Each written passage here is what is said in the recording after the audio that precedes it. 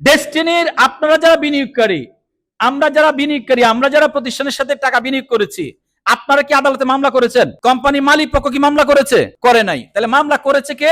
দুদক মামলা করেছে। যেহেতু দুদক মামলা করেছে, এই মামলা আদালতে নিষ্পত্তি হওয়ার আগ পর্যন্ত, যতক্ষণ পর্যন্ত আদালত থেকে নির্দেশনা না আসবে তার আগ পর্যন্ত এই কোম্পানির মালিক পক্ষ কেউ 1 টাকাও দিতে পারবে না বৈধভাবে। আপনার বিনিয়োগের টাকা ফেরত পাওয়ার জন্য 3 থেকে 4টা কাজ অবশ্যই লাগবে। নাম্বার 1, 1 নাম্বার বিষয় হচ্ছে সেটা হচ্ছে যে আপনার বিনিয়োগের টাকা ফেরত পাওয়ার জন্য প্রথম যে জিনিসটা লাগবে সেটা হচ্ছে আদালতের নির্দেশনা আসতে হবে। নাম্বার 1, এর আগে টাকা নেওয়ার কোনো সুযোগ নাই। 2 নাম্বার হচ্ছে সম্পদগুলো তাদের হাতে বুঝাই দিতে হবে, এমডি এবং চেয়ারম্যানের হাতে, তার আগে টাকা দেওয়ার কোনো সুযোগ নাই।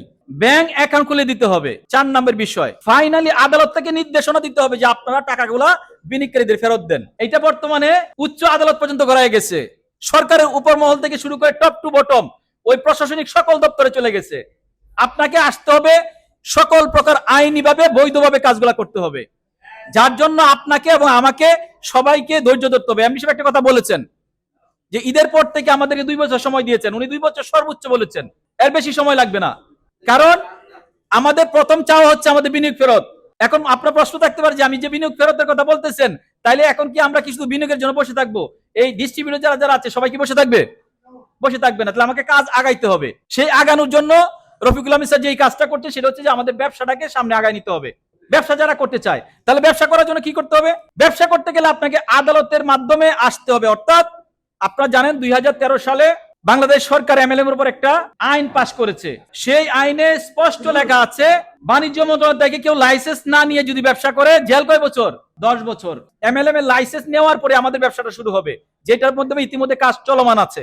আরেকটা বিষয় হচ্ছে ব্যবসা শুরু করার জন্য যে জিনিসটা লাগবে, আপনারা যারা যারা জানেন, অনেকে সোশ্যাল মিডিয়াতে অনেক কিছু লেখে, আপনাদেরকে বাস্তবতা নিয়ে আলো ব্যবসা কথা বলতে হবে। ব্যবসা শুরু করার জন্য 1 নাম্বার যেটা লাগবে সরকারের পারমিশন, মানে লাইসেন্স লাগবে, নাম্বার 1।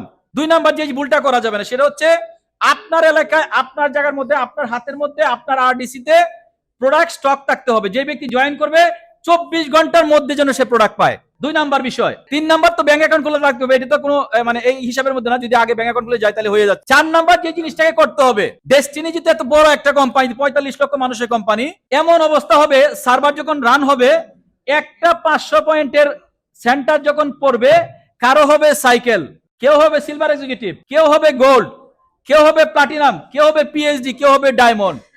তাইলে যে ব্যক্তি সাইকেল হয়েছে তার কমিশন কত আসবে? 12,600 টাকা। এর উপরে যে সিলভার হয়েছে তার জন্য মোবাইল ফোনের টাকা কত? 10,000 টাকা। গোল্ড যে হয়েছে তার জন্য বিদেশ যাওয়ার ট্যুরে কত? 20,000 টাকা। যে প্লাটিনাম হয়েছে তার বাড়ি ভাড়া হলো 20,000 টাকা। এরপরে যে নাকি আপনার পিএইচডি হয়েছে তার 5% পিএইচডি কমিশন আটকে রয়েছে।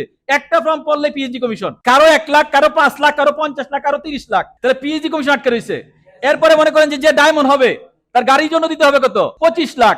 তো এইভাবে যদি আমি একটা পার্টের কথা বললাম, 45 লক্ষ ডিস্ট্রিবিউটর, যখন নাকি ব্যবসাটা শুরু হবে, এট এ টাইম কোম্পানি ম্যানেজমেন্টের হাতে 5 থেকে 10 কোটি টাকা ক্যাশ নিয়ে ব্যবসাটা শুরু করতে হবে।